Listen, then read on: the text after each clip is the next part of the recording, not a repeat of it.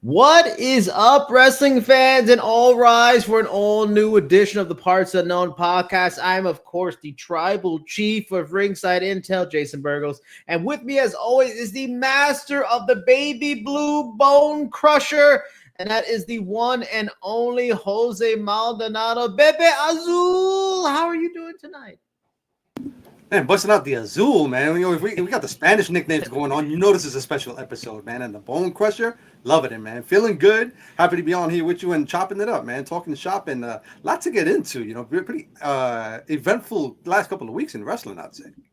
You don't become the tribal chief unless you're muy fluente. So, you know, you got to be muy fluente. A lot of topics to talk about this week. Of course, the first one we're going to get to, we'll run it down, though. We're going to talk about John Cena's first appearance as bad guy, Evil John. We're also going to get into something we covered on Ringside and go into greater depth here, and that is this idea that they kind of seem to be pushing on WWE Raw, and that is maybe a new member of the Judgment Day coming up. We're also going to look at, there was a lot of people unhappy that Jon Moxley has remained the AEW World Champion after he successfully defended his title at Revolution. We're going to talk about that, why some people are just kind of tired of that storyline. Also going to jump into Jade Cargill.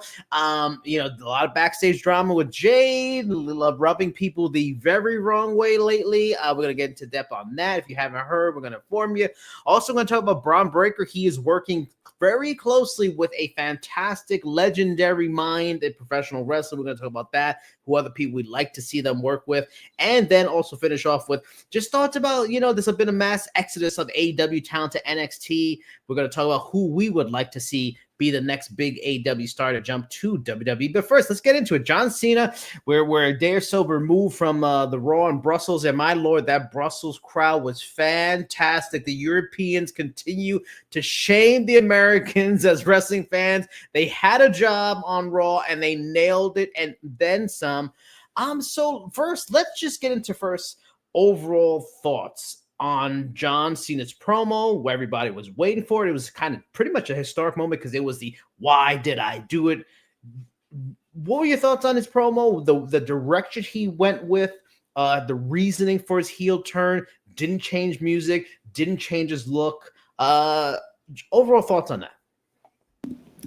Yeah, I mean, you know, you hit up on the magic formula here, and this had to be by design. That Brussels crowd added so much to the promo. Like the European crowds have really brought it, and you know they're starved for events like this. So anytime they get it, they take full advantage. And this was a fantastic setting for Cena's promo. Love the promo. It was exactly what it needed to be. You touched on a couple of things that really, you know, emphasized everything. Was just, you know, didn't change the music, didn't change the look. And he gave reasonings why. And I think that was super cool and super important. It's just like, listen, you know, this is what you guys were expecting. This isn't about you. I'm not going to give you that, you know, and just kind of another thing to throw at the fans and making it about the fans.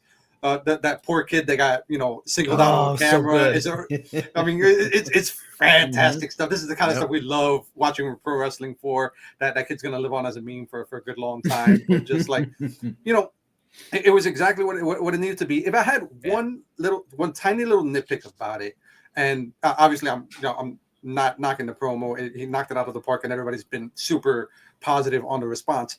I wish it had been a little bit more about 17. You know, like I think that was left a little bit. It wasn't mentioned at all during the promo. And you know, in my mind, that's the catalyst for all this. Is this whole thing started when he lost the Rumble, and then he saw 17 start to fade away. Gave the passionate, you know, promo in the after show leading up to Elimination Chamber, and you know, kind of, you know, it would have driven it home a little bit more for me if he would have emphasized that he's so obsessed with getting 17 that he was willing to sell his soul to the devil to do it, and you know, just wanted to guarantee that he would break that record. That's the only thing I think was missing from this whole scenario. Other than that, seeing this part was fantastic. Cody coming out and giving his reasoning for wanting to hear him out. After he heard it, he brought his fire. All terrific. The crowd chants, the various crowd chants, even to the point of singing "Na Na Na Goodbye" on the way out. Just a home run of a segment, and we're on the road to Mania with just pure fire. I love it.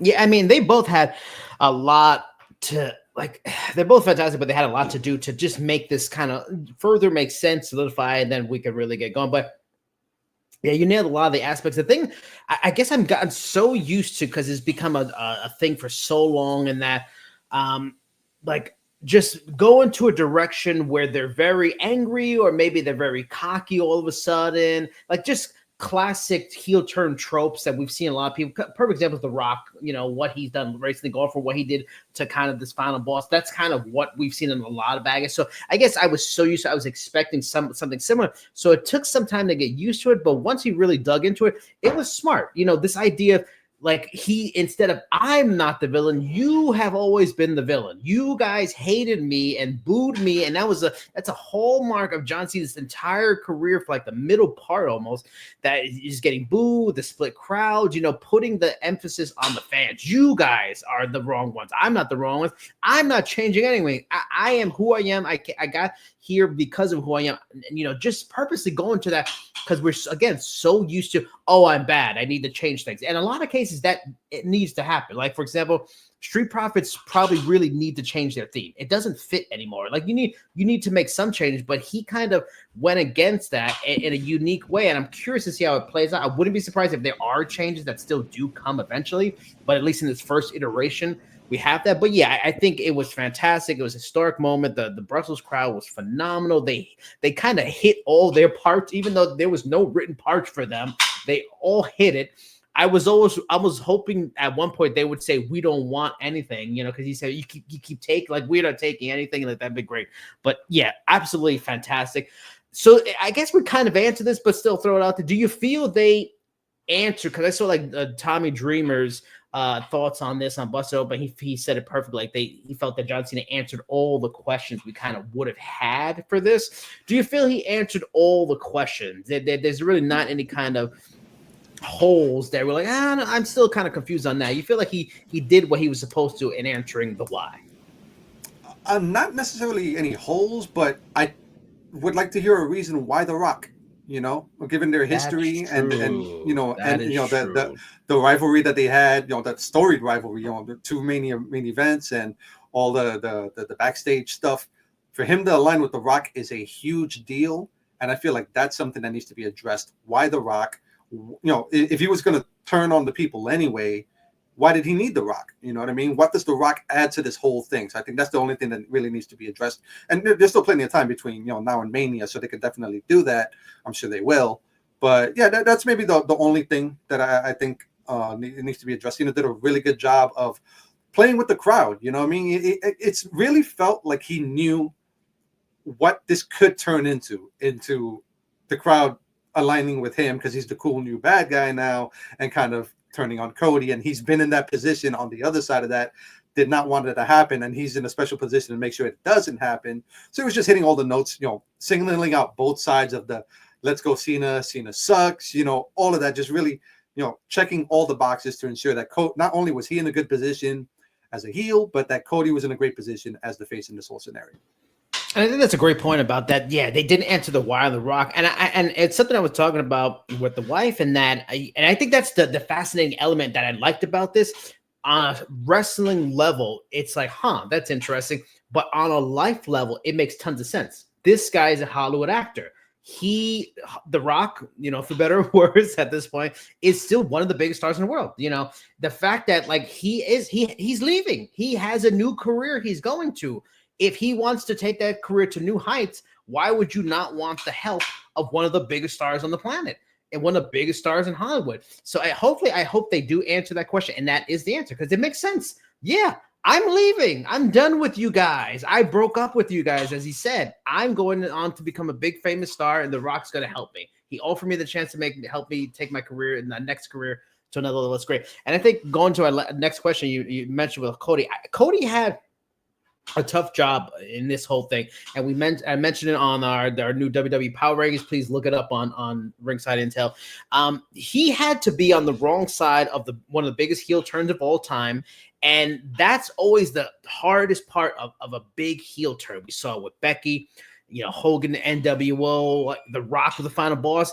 All of a sudden, someone that was kind of maybe stale, all of a sudden has cool factor. So now you're counter to the cool person who is being the bad guy, and that's a tough thing to follow. When you're the top star, you got to be the baby face, and I think he did the right things to keep his edge, and then calling this guy the B word, this is that whole thing. This ain't the guy I want to fight. this whiny baby is not it. Go find that guy and then come back to me. And I think that was a great way to do it, to keep his edge, keep him strong. I think John Cena did a great job of saying nothing. He said everything with his face. If this was AEW, you'd have to have a back and forth and everybody's got to try to look good. No, this is business. Cody's still the face of the company now and going forward. This is just a setup going, what's coming in a month, and we got weeks to do it. I think they both nailed it. What is your view on Cody in the weeks since he got just this beat down? Where do you see his place and his status and where he's at after that? Because he had a tough job to do. Yeah, 100%. In my mind, Cody's 3 for 3 in terms of WrestleMania builds, where there might have been some doubt as to his position. You know what I mean? Leading up to WrestleMania 39 against Roman, he could have easily been eaten alive, especially since at that time fans really wanted to see Sammy in that position against Roman. So Cody had that mountain to climb, and he did it successfully. Fast forward to WrestleMania 40, same thing, finishing the story. A lot of things that could have gone wrong to blow that, and he handled that fantastically and still made it to the finish line. And now here we are again on another build, and they're again hitting all the right notes. And this feels very deliberate as well. Just, you mentioned the edge. If Cena was the one with the edge, this could have gone completely awry. But Cody dropping the F-bomb at Elimination Chamber, calling him the B word on Raw, just the couple of promos where Cena wasn't around, Cody with the black eye, everything like that. It was very important to him to get out there, keep that connection with the crowd, and keep himself looking strong. And I think they've done that just fine. Unless something goes a hard left on the way to Mania, I think he'll be great. Cody's very savvy. You know what I mean? I mean, he's the son of Dusty Rhodes. You know what I mean? It's in the blood at this point. Dude has a fantastic mind for the business. You see it all the time. Any interviews you see or hear with Cody, he just has a terrific mind for this kind of stuff. So it's no surprise that he knows how to navigate these really treacherous waters and come out looking strong. And this is another case of it. And it's a tough job to be the top baby face in this era, and you're not supposed to be counterculture, a gray area baby face, anti-hero like Stone Cold. Being an anti-hero like Stone Cold was honestly easier. You're trying to be a guy who can be good for the families and still keep edge, and he's done such a fantastic job. Like another example, just to go F yourself at Rock at Elimination Chamber, that was another need he needed. He always finds those right moments, just add a little dark, to his White Knight vibe, and just, he's still cool, he's still the man, because this wrestling fans are fickle. They can turn you so fast, and the fact that he hasn't had it been an issue, like, props to him. I mean, I'm excited. I was excited for the match anyway, but now I'm super excited, and I'm fascinated to see how it plays out. Fickle fans, in the famous words of Daniel Bryan. Yes, exactly. Going on now, let's move on. Now, this is interesting. I think that's the most fun part about the Judgment Day, and that while the Bloodline has been about family and then adding new members, NWO was about just adding new members in general, and then they eventually split. Judgment Day has evolved. This was a group that was Edge and Priest and Rhea to start, and then Finn, and then to where it's at now. And now we're talking, and Dominic Mysterio has been hinting at this idea, and Finn Balor keeps hilariously shutting it down. That's the highlight of entertainment every week of a new member. And they're a pretty big group. It just feels like at some point this is going to split, and then maybe two factions, or maybe people just go on their own, but there'll probably be still one group that comes out of this. But if they do add another member, we kind of cover this on Ringside, but not here on the show. Who should be a potential new member of the Judgment Day? Now, I went over on the site, the options I threw out there, and I'm going to give it to you, and then, or maybe you have some other options. Now, I thought Ludwig Kaiser. Now, that might seem crazy, but one, we can't forget that him and Dominic were in a backstage segment. They were talking to each other in the background. They weren't talking on air, so that's something interesting. And also, he came up with the Imperium. He's doing well by himself, but maybe that kind of mix of his style and Judgment Day's kind of style, and altering it a little bit is good for both sides. It takes Jamie Judgment Day in a different place. It brings him to a different direction. It involves him. That's why him. I suggest Ludwig Kaiser. Pete Dunne is not doing anything. They could easily just be waiting for Tyler Bate to come back, put that team back together. I'd be completely fine with that. I love that tag team. I think they're great, and they can go against so many people. But if not, I think Pete Dunne kind of fits, especially if there's a split and it's Finn and JD go elsewhere. He kind of fills that JD role in a lot of ways, but he's he's tenacious and he's fiery, so he'd be interesting. Ridge Holland, that's one thing Judgment Day has lacked since Damian Priest. They don't have a big muscle guy. Ridge Holland's kind of seems like he's kind of stalled a little bit in NXT. Maybe they bring him back to the main roster. That would be an interesting guy. And plus, Judgment Day has been unique in that they've always had a lot of international stars. He'd be Rhea, now that JD and Finn, he'd be another one that would fit with that too. Jeff Cobb, there's been a lot of talk that either Jeff Cobb is on the WWE's radar or is already signed. He'd be interesting. Again, going to the idea of muscle. I can see him again, multicultural, unique group and stuff like that. He'd be an interesting idea. And the other one is Karrion Kross. And we saw this past week in the background, Dominic talking to Karrion Kross. I love the idea of just him being this manipulator character. He's lost his group. Maybe he feels, I'll take this group. I'll get in, snake my way in. I'll become the leader and they'll follow me. And that'll be the thing. The only difficult part of that is what happens to Scarlett. Like you have Scarlett, you have Liv, you have Raquel. I don't know if that makes enough sense. I still wouldn't be against it on the right scenario. But what are your thoughts? Are any of those make sense to you as a new Judgment Day member, or is there somebody else you see outside that you think would be a good fit? Ooh, you hit the nail right on the head with that last one. My pick is Kross in this scenario. I love Karrion Kross's character. Yeah, of course, Kross is my guy, but like especially lately, like I really love the manipulative character that he's turned it up so much in the last few months. It's been tremendous. He's been an asset to every backstage segment that he's been a part of. And I think this could be the key to taking him to the next level. To your point, just kind of him sneaking his way into this group. He lost his previous group, needs some new backup. This could be that backup. And I would like for this to be a scenario to where he's kind of, makes a deal and gets involved with the group, and it almost becomes a lot more than they bargained for. Almost like Dominic starts looking at it as like Lando when Empire Strikes Back. His deal is getting worse.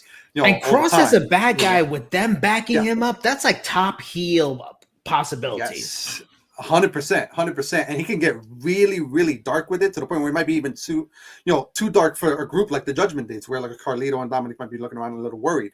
To the Scarlett thing, I actually think that fits very well in the sense that, she's been kind of underutilized, and having her in the group might raise some question marks for like Liv and Raquel to the point where it gets a little catty, and the more power Karrion starts to amass, that could be a natural feud to where Scarlett kind of goes up against like Liv and Raquel. Yeah. Maybe Scarlett gets someone on her side, maybe someone from NXT, that gets called up like a Jada Parker or somebody like that. Well, Jada, I'd like to stay solo, but you know what I mean? Like somebody that could back up Scarlett, and you have like a tag team scenario there. I think that'd be ready made. You know what I mean? In terms of like other choices, if we're going pure muscle, I love Jeff Cobb. I think Jeff Cobb coming in and being the muscle for Judgment Day would put him a big spotlight on him. I think that would be really great. I think that'd be a better choice than like a Ridge Holland. I think Ridge Holland is a little bit more of a boring choice in that scenario. But, if they're looking to utilize him well, this would be the opportunity to. Once upon a time, I thought JD McDonough was kind of boring, and Judgment Day did. Carlito, I don't know why he was in the group. I was like, but that's what they do. The Judgment Day has this magic thing where they kind of, just elevate everybody involved except for Edge, but that's another story. R-Truth, they completely took R-Truth to a whole nother level. He was good, but he took him to a whole nother level with the Judgment Day stuff. Yeah, there's a whole lot of scenarios that they could play with this. I don't think there's a bad choice that they can make, but if you're asking me my top choice, I think the Kross scenario, there's a lot they can do with that. I think that'd be a lot of fun. Yeah, and with Jeff Cobb too, what's also underrated about like like Judgment Day, everybody's like really good wrestlers for the most part. Carlito's a little older and stuff like that, but like everybody can go in that group, in their various iterations, stuff like that. So to have a Jeff Cobb, again, he's a very good performer in New Japan. He would just fit right in with that guy. Yep, another one that can wrestle, fill multiple roles, be very, very useful. But moving on from there, talk about like Jeff Cobb, and he's got AEW connections too. Let's jump into AEW. AEW Revolution was this past weekend when we're recording this. For the most part, this has never been AEW's problem. Wrestling has never been their problem. We all know, if you want to say they have the best wrestling compared to WWE, that's a case. Yes, WWE is without the way better show, but if we're talking about pure wrestling, yes, they deliver. They always deliver, and it seems like that was again the case this past event. Although even Dave Meltzer, the creator of the 5-star matches, has even come out and with the belief that maybe they're getting a little too violent, they're getting a little too rough with some of these matches. Like they don't have a a show to do next week or whatever. But one of the things, a sticking point for a lot of people is the fact that Jon Moxley remained AEW World Champion. A lot of people have not been a big fan of the Death Riders stuff. I'm not much for it. Marina Shafir is just useless. I'm sorry. She wasn't good in MMA. She's not doing any major difference in WWE. I mean, in wrestling. I'm also weirded out by the fact that they'll have backstage moments. Everybody's in street clothes, and this guy Pac is in his underwear. Like, what is the deal? It makes no sense. You're in your drawers, your wrestling drawers. Everybody sells in jeans and shirts. It's odd, just odd choices throughout this. Even the basis of Moxley's character for this is based off like a Russell Crowe movie where he played like a neo-Nazi. So what are your thoughts? Like, first of all, just explain to people the general idea of what they've been doing with the Death Rider stuff and why it kind of hasn't been working. A lot of fans are just kind of over the whole storyline. Well, first of all, you're talking like Pac doesn't dress like this all the time. Like, I can see this man going to a freaking Walgreens in his wrestling gear. This is just at least Randy Orton puts on the fucking, the hoodie and the sleeve. He puts on extra clothes. Like, Pac just wears nothing else. This could be it, I mean, this is his thing. Everybody's like, we're wearing street clothes. This is my street clothes, all right, God, and if I had abs like Pac, maybe I'd rock that too. You know what I mean? But like, in terms of the Death Riders thing, I think that to people who haven't been following along, it's just been kind of the classic invader group kind of storyline, to where this one group kind of runs roughshod over the company, to the point where it kind of unifies the company, whether it's face or heel, up against this force that may be threatening to take control, or that kind of a thing. The problem with that is that, one, it's been done so many times and so much better. NWO, even the Nexus, things like that have really presented this idea. And not to say that it can't be done well, but this wasn't done as well. The other thing is that it's just gone on too long. The tide has turned a long time ago, and AEW has had this consistent problem to where they just refuse to pivot. It's like they lay out things ahead of time, and that can be useful, but when something's not working, you really have to adapt, and this has not been working. To your point, AEW strong suits has always been pay-per-views, and now they're turning into that whole thing almost like a 90s WCW, to where the undercard is fantastic and the main events are not, and that's a dangerous place to be. That, like, the Edge Mox match was not it.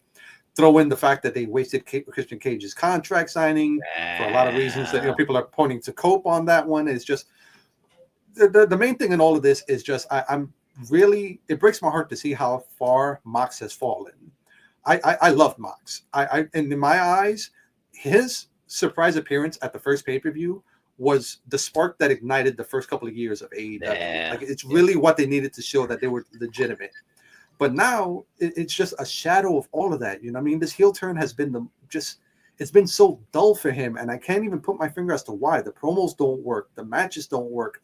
He's lost that connection, and it's really a detriment to the company. That's what he really needs to lose that title ASAP. And whether the next person in line is for Strickland or whatever the case may be, it needs to happen sooner than later. The main event scene in AEW right now is really lacking, and it's a shame because there's some things in the undercard that have really been propping it up and deserve a lot, a better program at the top to kind of help move them forward.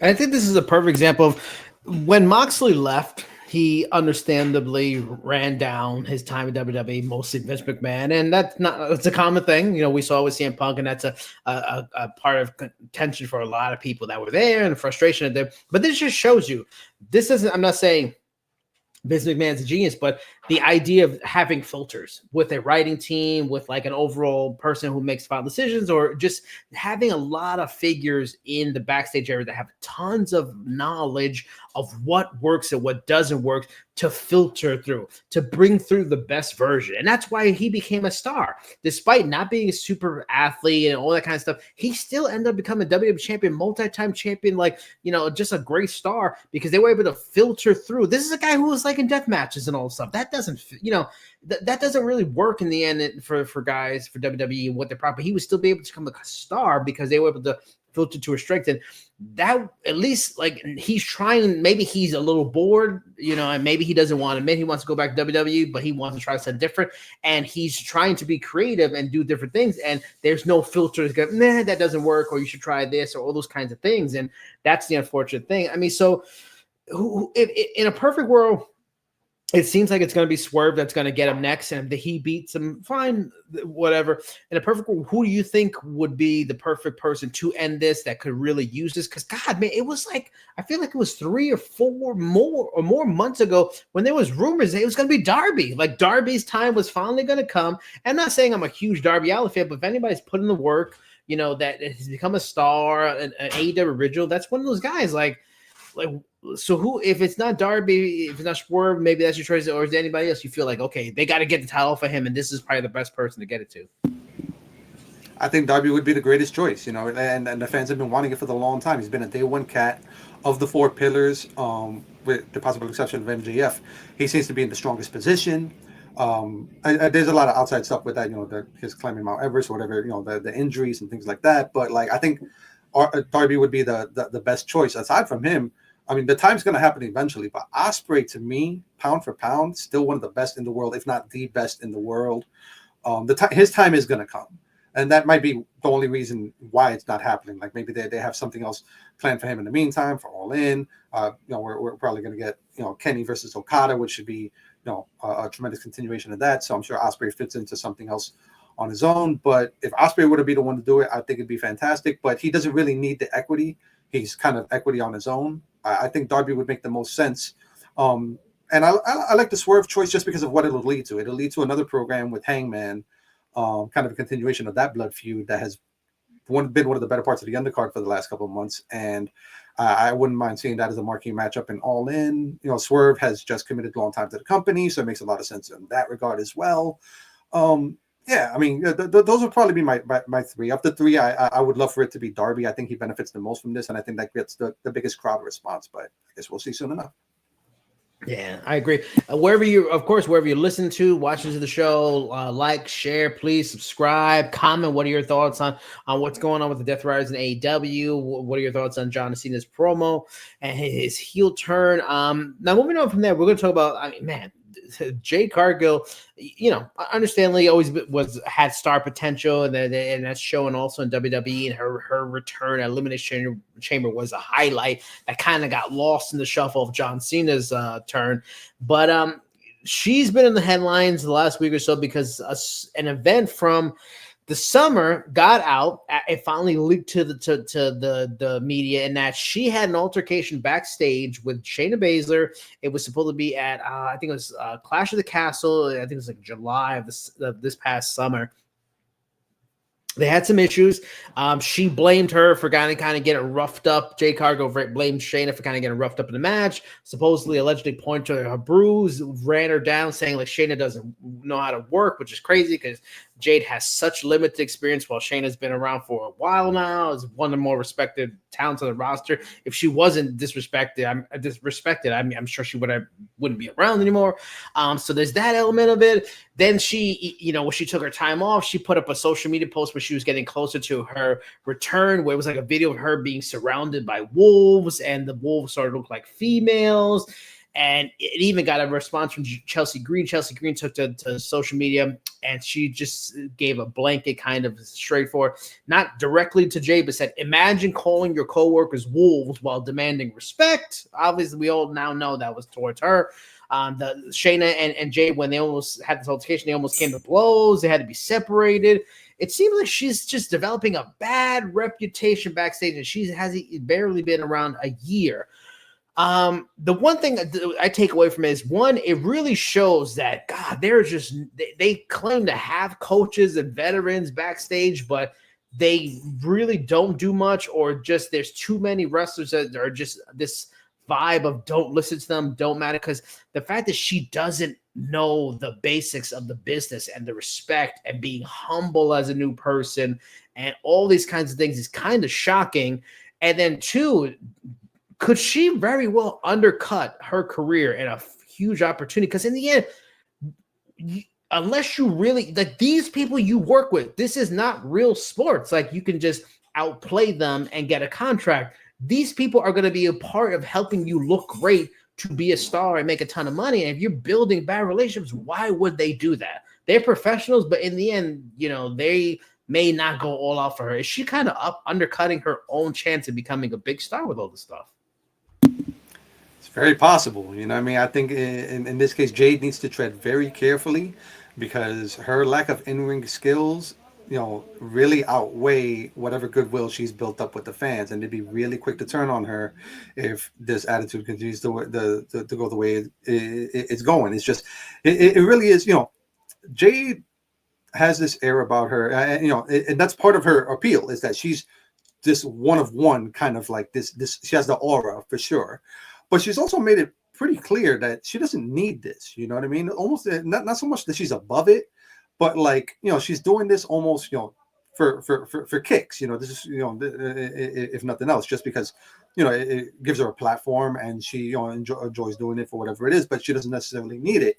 So another thing that could play into the fans really turning on her because maybe the passion isn't as there as it is for other talents, but like if this could very well turn into kind of a Ronda Rousey scenario to where she outweighs her welcome, like really or overstays her welcome, I should say, is that to your point, this is a collaborative business. This is not I'm better than you and things like that. There's a competitive nature to it, the performance, and you want to elevate yourself as well as everybody else, but this isn't the way to go about it. You know what I mean? Like talking trash in the back does not equate talking trash on camera. You know what I mean? That's counterintuitive, and if anything, because this is you're going to be working with these people, and they're going to want to make you look good, especially somebody in her position who's constantly being put into her positions, maybe above her skill level of looking tremendous, and it takes other people to do that for her. So for her to play this hand won't do her any favors, neither with the wrestlers in the back or with the fans. Yeah, I think the Ronda point is great, and even like Ronda came in with a fairly humble, stuff and vibe. They were surprised to see. That was surprising to see how quickly that turned because she came in with the right attitude and did all the right things, but ended up on a sour note. It's just crazy. Yeah, and the Ronda thing, it seemed like just Ronda more soured on management and didn't like working for Vince McMahon.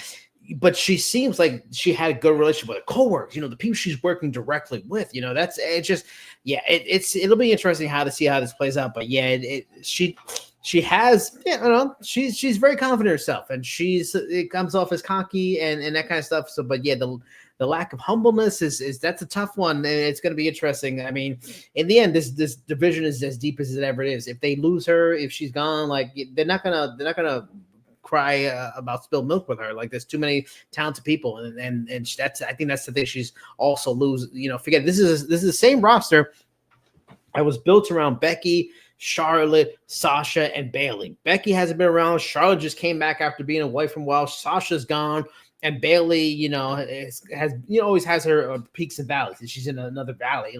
And it hasn't mattered, because they still have so many talented performers and a bunch more in NXT ready to go that, it's surprising, but that's just how life is. Now, moving on from there, Braun, interesting story. It was, there was a story, a focus piece in the Hollywood Reporter, I believe it was, Paul Heyman, and they talked about Heyman. They talked to a lot of people that work in WWE and all this kind of stuff. And in the conversation with Triple H actually revealed that he's had Paul Heyman work directly with Braun Breaker to help him develop his skills, his promo work. Then the conversation he has with Breaker, he then takes to the writing team, just to make the best presentation for Braun and to continue to develop him, because you clearly see that they think he's going to be a big star. And I think that's great. If they feel there's money in him, and that's great, he's a second generation talent, it's smart, because Paul Heyman is one of the greatest minds in professional wrestling. Yes, it's probably Vince. What Vince did for professional wrestling can't be denied. He's the number one, but there's a number two in terms of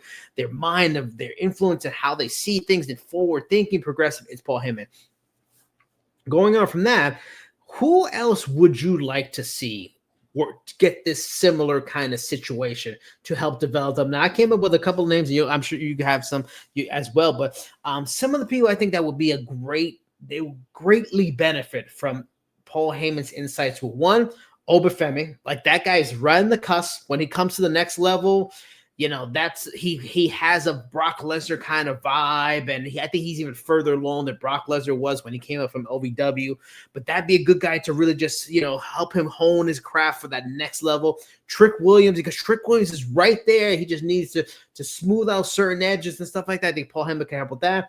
A Lola Vice, like a Lola Vice has all the tools, but she just needs greater maybe direction when she goes in the main roster on certain things that'll help her out that next level that maybe no work on NXT.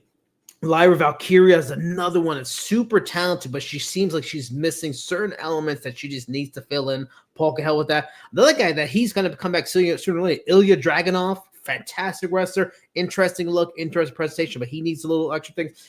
Javon Evans, like we all know, if you've been watching NXT, how insanely talented Javon Evans is. That's a guy that he's still so young. He could benefit a lot from employment. And honestly, the Street Profits, there's a reason why they haven't been champions in like 1,000 days. Like there's just something about them where they don't evolve. Like they've been the same kind of character, look, feel, like they need guidance. Okay, yes, from someone that they can respect, say like this, you need to change this, do this, and maybe they do it. But of any of those names, anybody else that you'd love to see Paul Heyman work with to help develop them, take them to the next level to be the next star? Man, Obafemi is such an interesting case because that can work so well either way. I mean, he's that much of a blue chipper in my mind that him being just the dominant romper stomper that he's been in NXT would work just fine on the main roster. But if they want to turn him into the next big thing, a la Brock Lesnar, and put Heyman with him, that would work wonders for him as well and would be so believable. The crowd would buy that and would really take him to the top. It's only a matter of time with him. If you honestly want a wild card in this whole scenario, I wouldn't mind seeing Ricky Saints. Like, I think Ricky Saints would be an interesting pairing with Heyman. You know, it's interesting because Ricky doesn't necessarily need anybody to speak for him. He's a fantastic promo. Neither did Punk back in the day. And his partnership with Heyman worked tremendously. And I think Saints paired with Heyman could be like the next iteration of like a Heyman and Punk, even leading to a potential feud with Punk. And Punk has been on record saying he's a big supporter of Ricky Saints. You know, them working a program, I would love to see that. You know, if the time comes that Ricky Saints comes out to the main roster, if they want to inject them with, you know, a little bit of a juice to make them a big deal right off the bat, pairing him with Heyman would be an interesting scenario in my eyes. I think that would work tremendously. Even somebody like Ethan Page as well, you know what I mean, to a lesser degree. I kind of like Ethan a little bit more on his own, but if they were to pair him with Heyman, I wouldn't be upset at that either. Ilya is another one that is like, yeah, to your point, Ilya would benefit from maybe like having somebody speak for him or kind of, you know, be a mouthpiece for him. So that could be great. I like Ilya a lot. And, you know, you mentioned like Lyra Valkyria. I love Lyra so much in NXT, but even I got to admit at this point, she really is missing a little something on the main roster. Yeah. The Intercontinental title run just hasn't been it. You know, the crowd response, you see even with her theme music, she's kind of like egging them on and is not really clicking with her. So maybe, you know, something like that could be interesting as well. But yeah, there's a few different scenarios. I really think that Oba would be interesting, but I wouldn't mind seeing Ricky Saints be the next iteration of Punk and Heyman. Yeah, I just love the idea. That's what's so smart about a guy like Triple H, that he saw a lot of things of what Vince did wrong to learn not to do that kind of stuff. So to use the assets that they have and the resources they have at their disposal, like these great minds, you know, bringing William Regal back and, you know, putting Shawn Michaels in a major role at NXT, and you have a resource like Paul Heyman. Don't just use him as a manager. He can kill it as that, but he can do so much more backstage. And, you know, to put him with Braun Breaker, I love that kind of stuff. And I hope he does that more with more people. It doesn't have to be on camera, just backstage, learning their craft, just like he did with the people he had in ECW.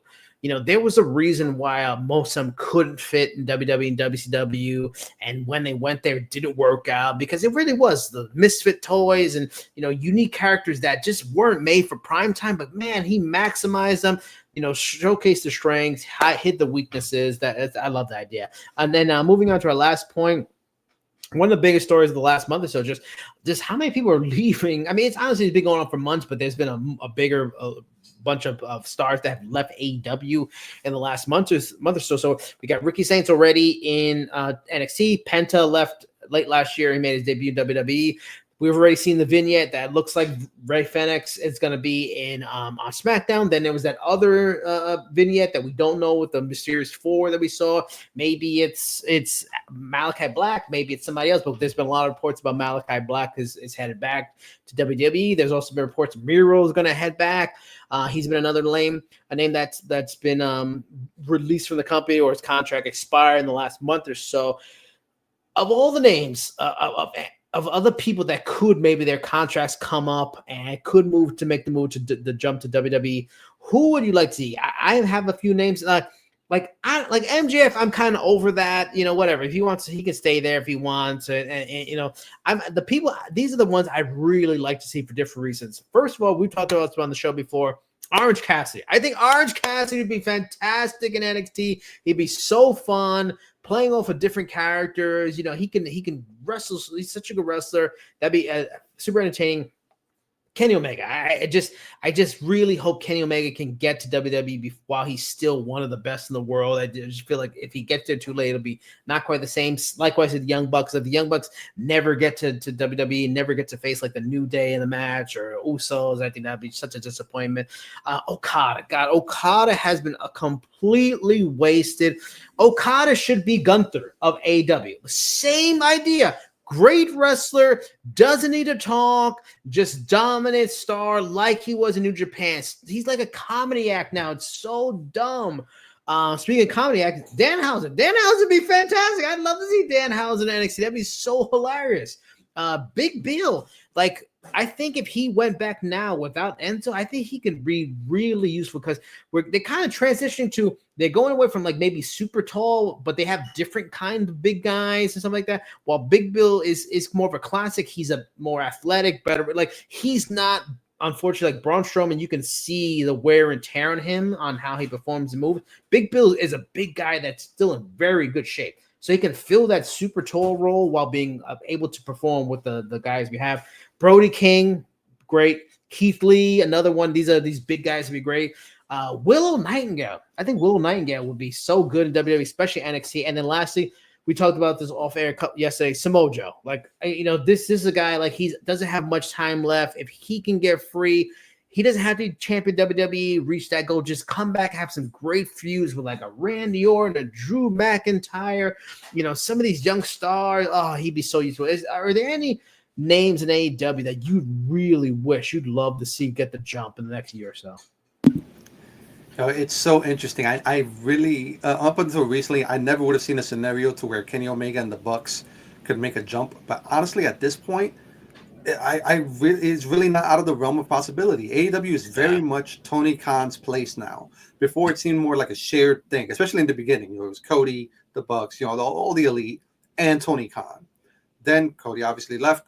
You got the Bucks, Kenny Omega, and Tony Khan. Now, I mean, a lot of the reports coming out of that camp, man, it really just seems like it's Tony's show to run. So if the Bucks and Kenny were to make a jump, I don't think it'd be as world-shattering as people make it out to be. And I think it needs to happen with Kenny. Kenny deserves the biggest stage possible, at least once in his career. He's made so many stages that much bigger. Like, his New Japan run is legendary. Yeah, and he's one of the main reasons that AEW was must-see TV and still continues to be. Kenny at WrestleMania would be so fantastic to see in the vein of like AJ Styles and the way that Cody has been the last couple of years. Like, I really think that's the one that fans would really like to see. This fan absolutely would love to see that. A last run for Samoa Joe would be fantastic as well. You know what I mean? Like, we're not talking, world title picture, although wouldn't be against it, but like having Samoa Joe get in there and feud with some of the names that are floating around. Like, we've talked off camera about it, stuff like that. Stuff like Bronson Reed, and just cats that would benefit so much from being in the ring with Joe. I mean, Joe on AEW is still Joe. He still has that charisma. The crowd still loves him.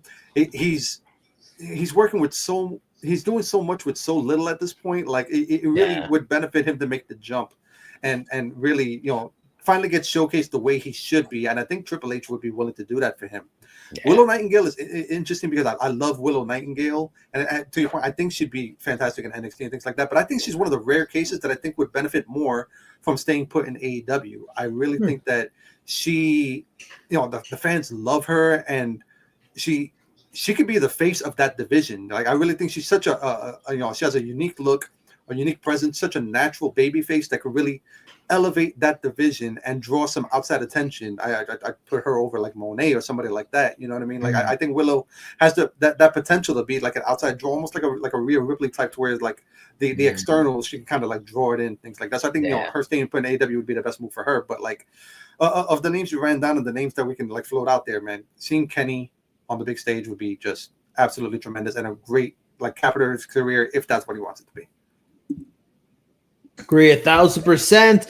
That is it for this edition of Parts Unknown Podcast.